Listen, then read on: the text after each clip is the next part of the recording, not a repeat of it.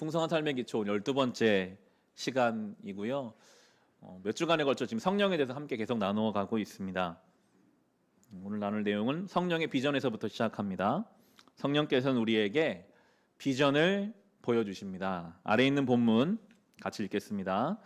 하나님께서 말씀하신다. 마지막 날에 나는 내 영을 모든 사람에게 부어주겠다. 너희의 아들들과 너희의 딸들은 예언을 하고 너희의 젊은이들은 환상을 보고 너희의 늙은이들은 꿈을 꿀 것이다. 아멘. 여기서 나오는 예언, 환상, 꿈은 모두 비전과 관련된 단어입니다. 이것은 꿈꾸는 것입니다. 성령님이 우리 가운데 오시면 우리 인생을 통해서 또한 우리가 속한 공동체를 통해서 하나님이 어떤 일을 하실까 하는 꿈을 꾸기 시작합니다. 비전이 생기기 시작합니다. 성령이 하신 일 가운데 하나가 바로 사람들의 마음속에 꿈을 심어주기 시작하는 것입니다. 비전이란 이렇게 살다가 이렇게 추구하다가 죽으면 되겠구나 라고 생각할 만한 그 무엇입니다. 다 다르겠죠? 그러나 분명히 성령께서는 이것을 우리에게 주실 것입니다. 내가 이렇게 살면 되겠구나. 내가 이렇게 이것을 추구하면 되겠구나. 방향을 찾는 것이 비전이죠.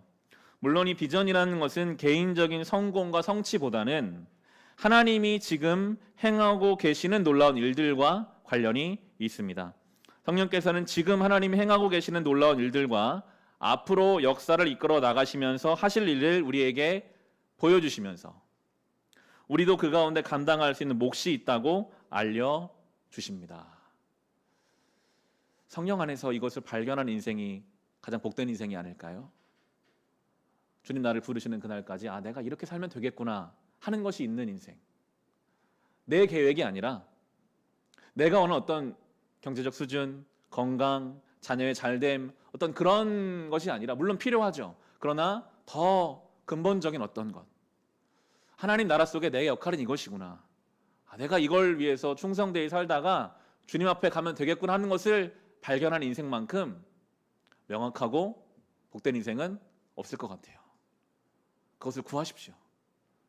목사로서 날마다 구하게 됩니다. 우리 교회가 가야 할 길은 어떤 길일까? 많은 교회가 있잖아요. 하나님 우리 교회를 주신 이유가 있을 거 아니에요. 그러면 그걸 구하는 성도.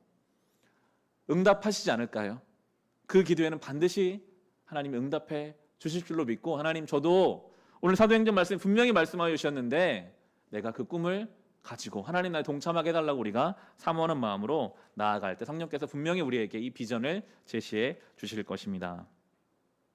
성령의 능력입니다. 이어져 갔는데요. 성령은 꿈을 꾸게 하시는 것만이 아니라 그 꿈을 이룰 힘을 주세요. 그냥 꿈만 꾸고 마는 게 아니라 꿈을 꿀 수 있도록 도와주시는데요. 아래에 있는 빌립보서 본문도 같이 읽겠습니다. 하나님은 여러분 안에서 활동하셔서 여러분으로 하여금 하나님을 기쁘게 해드릴 것을 염원하게 하시고 실천하게 하시는 분입니다. 아멘. 실천하게 하시는 분이시죠. 성령께서 주시는 비전을 따라 어떤 일을 시작했지만 일을 하다 보면 자기 힘이 더 이상 남지 않은 때가 분명히 옵니다. 그런데 그때 우리가 누리는 축복은 그 일을 하게 하시는 성령님을 경험하는 것입니다. 내 힘으로 하려고 하다가 주의 일도 내 힘으로 하려고 하다 보면 내 일이 되고요. 실망이 되고요. 지치게 돼요. 그런데 성령께서는 그때 네가 하는 게 아니야. 내가 하는 거야 라고 가르쳐 주시죠. 사도 바울은 그런 고백을 했습니다. 골로새서 1장 29절에서 내 속에서 능력으로 작용하는 그분의 활력을 따라 수고하고 애쓰고 있습니다라고 고백합니다. 김영국 목사님의 자기 고백인데요. 저는 예수님을 따라가는 삶을 시작하고 청년의 때로부터 지금까지 다양한 하나님 일에 참여해 보았습니다. 그 일이 크든 작든 사람이 알아주든 알아주지 않든 모두 제 자신의 힘으로 해낼 수 있는 것은 없었습니다. 처음으로 무게에 있는 일을 맡았던 때는 청년부에서 찬양을 인도한 때였습니다. 찬양을 인도하는 토요일이 오면 제 자신이 너무나 부족하고 하나님 앞에 설 수 없다고 느껴서 도망가고 싶을 때가 자주 있었습니다. 이럴 때 도망가는 대신 나의 약함과 악함을 고백하고 하나님을 바라보고 찬양 인도의 자리에 섰을 때 하나님은 늘 저와 우리 청년들에게 복을 주셨습니다. 저의 힘이 바닥난 상황에서도 일하시는 하나님을 그때부터 배우기 시작한 것입니다. 성령님 우리 속에서 역사하시면서 우리에게 주신 비전을 이루어갈 수 있는 힘을 주십니다. 성경에 많은 인물이 다 그렇습니다.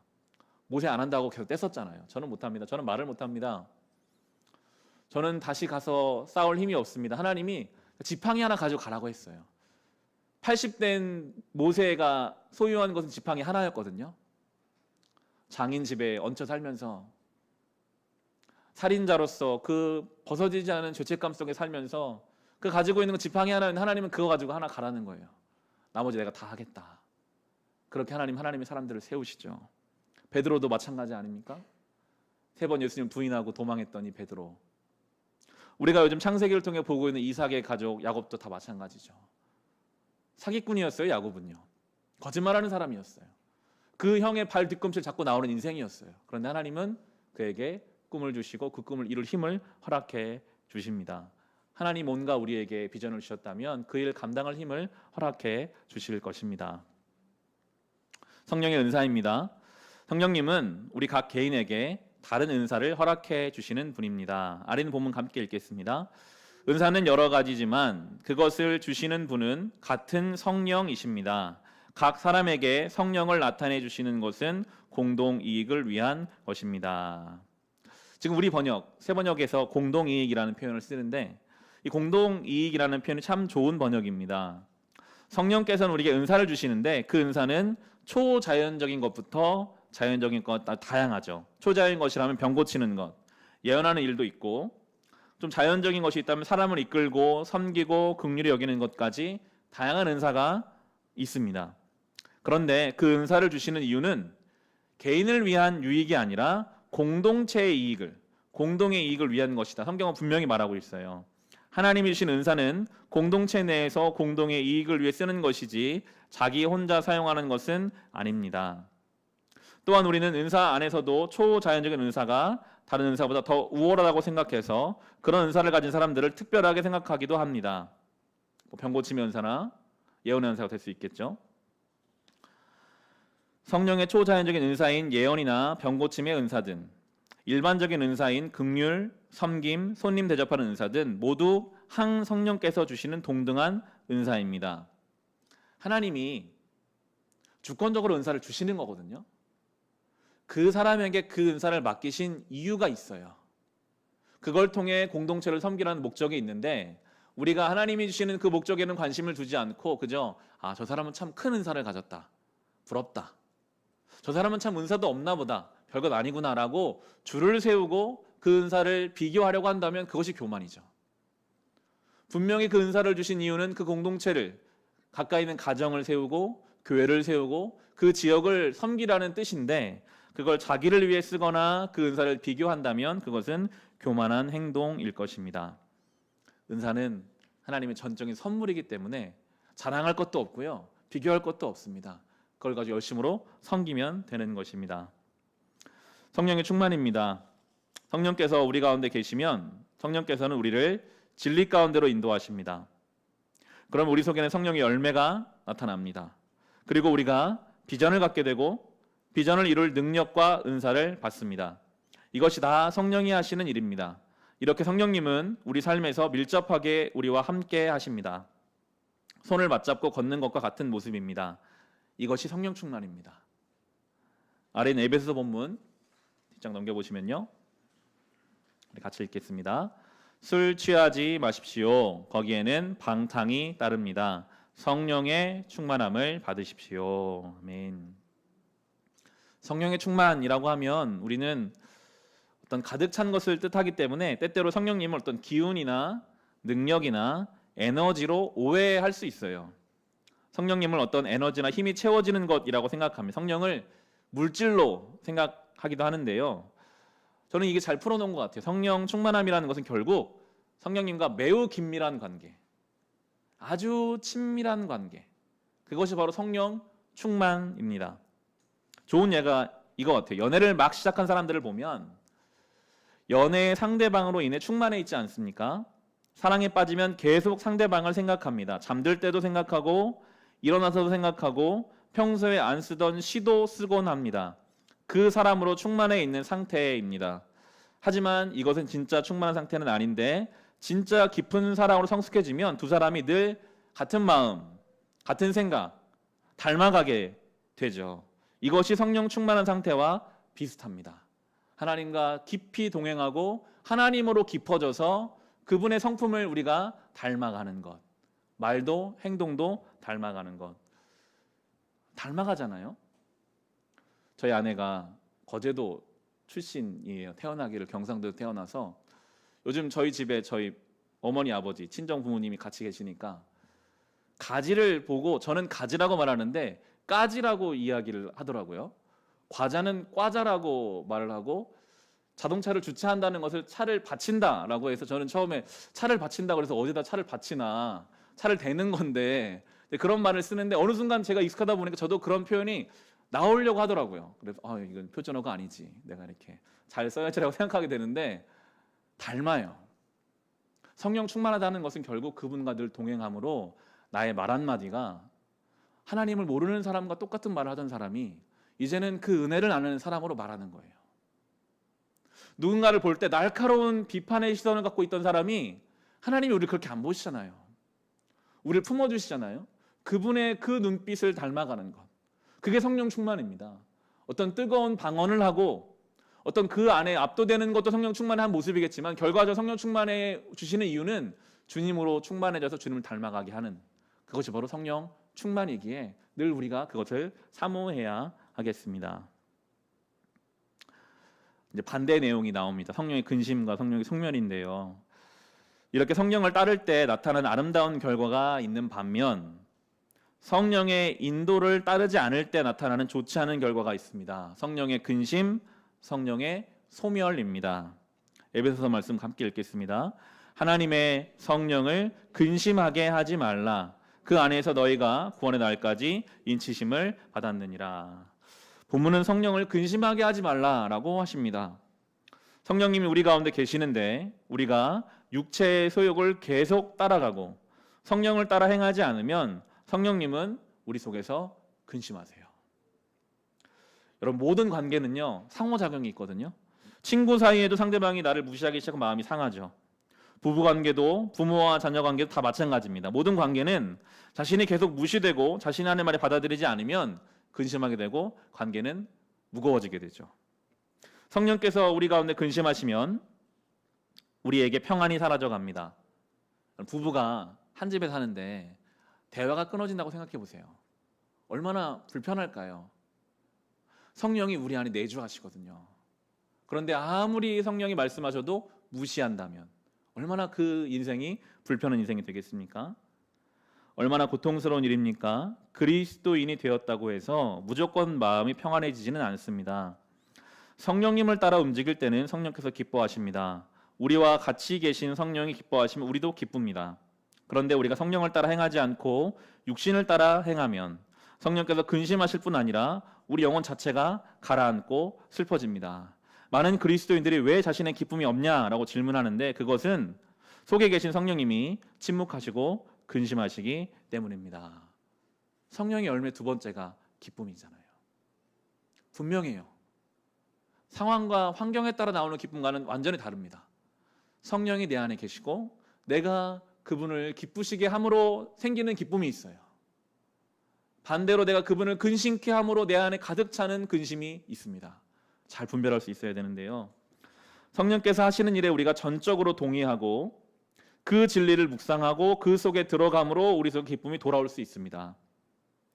우리가 누구를 미워하고 분노하고 있을 때 성령께서는 그렇게 하지 말라고 말씀하시고 분명합니다. 하나님이 가장 원하시는 것이 하나님을 사랑하고 이웃 사랑하는 것인데 이와 반대되는 마음을 갖고 행동하면 성령께서는 우리 속에서 근심하시죠. 그럴 때 우리 속에는 당연히 성령이 주시는 평화가 사라집니다. 이럴 때 회개를 해야 되죠. 돌이켜야 합니다. 간구해야 됩니다. 주님 제가 잘 안 돼요. 사랑이 안 돼요. 용서가 안 돼요. 저를 도와주세요. 지속적으로 우리가 우리 마음을 찢어가며 기도할 때 우리의 마음에 용서를 주시고 평화를 회복해 주실 것입니다. 성령의 소멸입니다. 성령께 슬퍼하신 일이 계속 되는데도 이를 계속 무시하면 그 다음에는 참 놀랍고도 심각한 일이 일어나죠. 데살로니가전서 말씀 보시면 성령을 소멸하지 마십시오. 하고 분명하게 성경은 또 말씀합니다. 소멸이라는 말은 불이 꺼진다라는 의미인데요. 없어진다는 것은 아니죠. 다시 킬 수는 있어요. 그러나 불이 완전히 꺼진 것은 심각한 상태죠. 성령께서 우리 안에 하시는 말씀이 점점 줄어들어서 근심하시다가 침묵하시는 상태에 이르게 된다라는 뜻입니다. 우리는 이것을 두려워해야 합니다. 그리스도인들에게 가장 큰 비극이 이것입니다. 처음에는 우리 속에 성령이 계시는데도 성령을 무시하는 것부터 시작됩니다. 성령님이 우리 마음속에 계시다고 믿지 않고 성령께서 주시는 선한 마음을 계속 무시하고 세상 것만을 따라갑니다. 그러면 성령께서 근심하십니다. 그것이 반복되다가 냉담해지고 그 다음에는 침묵해 버리십니다. 마치 불이 꺼진 것처럼 되어버립니다. 그리스도인이 끊임없이 누구를 미워하고 있거나 누구를 용서하지 못하거나 하나님이 경고하시는데도 계속 어떤 죄에 빠질 때 성령이 우리 가운데 소멸될 수 있습니다. 성령께서 우리 속에서 침묵하시면 아무리 예배를 드려도 기쁨이 없고 설교를 들어도 변화가 없고 성경을 읽어도 깨달을 수 없죠. 성령이 조명하지 않으시면 다 불가능하거든요. 우리의 종교적 열심과는 완전 다른 거예요. 성령의 인도하심이 있어야만 우리가 뭔가를 깨닫고 배울 수가 있는데 그것이 없어져 버립니다. 성령께서 우리 속에 침묵하는 상태에 들어가고 있다면 그것은 재앙이고 심각한 상황입니다. 영적으로 죽어가고 있는 것이기 때문이죠. 그때는 정말 교육자와 함께 뭔가 다른 방법을 찾고 강구해 가야 합니다. 이것을 바꿔가기 위해서. 혹 어떤 이들은 우리 속에서 근심하시는 성령, 소멸하시는 성령님이라고 하면 성령이 너무 약한 것이 아니냐라고 질문하기도 합니다. 성령께서 자기 이야기를 좀 만들어줬다고 슬퍼하시다가 나중에 침묵하시고 소멸되시다니 뭐 그렇게 약한가? 성령님이 들어오셨으면 우리를 좀 세게 끌고 나가시지라고 생각할지도 모르겠습니다. 그런데 하나님은 그런 분이 아니시거든요. 아주 인격적으로 우리를 존중하십니다. 억지로 끌고 가지 않으세요. 우리를 인형으로 만들지 않으셨어요. 범죄할 수 있는 자유까지도 허락해 주셨고 그걸 가지고 돌아오기를 원하시는 분이기 때문이죠. 우리는 우리의 누추한 마음, 우리의 마음 속에 손님을 여러분 들으실 수 있으실까요? 우리의 마음이 그대로 100% 드러나는 TV가 있다면 그걸 여러분의 자녀에게, 여러분 아는 사람에게 쉽게 보여줄 수 있겠습니까? 그 나밖에 모르는 나의 이 누추하고 지저분한 마음 속에 하나님의 성령이 오셨어요. 오셔서 더러운 것은 치워주고 계세요. 오늘도 말할 수 없는 탄식으로 그 해결되지 않는 죄의 부분을 붙잡고 기도하시는 그 성령이 우리 안에 계심을 우리는 믿고 그 보혜사 성령님을 근심하게 하지 말고 침묵하게 하지 말아야 하겠습니다. 우리는 적극적으로 성령님의 존재를 인정해야 합니다. 아, 오늘도 내 안에 계시지. 오늘 나를 인도해 주시지. 나에게 뭔가를 말씀하고 계시 내가 듣지 못하고 있을 뿐이지. 그렇게 그분을 의지함으로 우리는 풍성한 성령 열매를 누리게 될 것이고 많은 성령의 비전, 성령의 능력, 성령이 주시는 은사를 경험하게 될 것입니다. 이게 풍성한 삶의 기초죠. 우리의 풍성함은 그 성령의 인도하심 속에 나오게 될 것입니다. 이 성령님과 깊이 동행하는 저와 여러분 될 수 있기를 주님의 이름으로 축원합니다.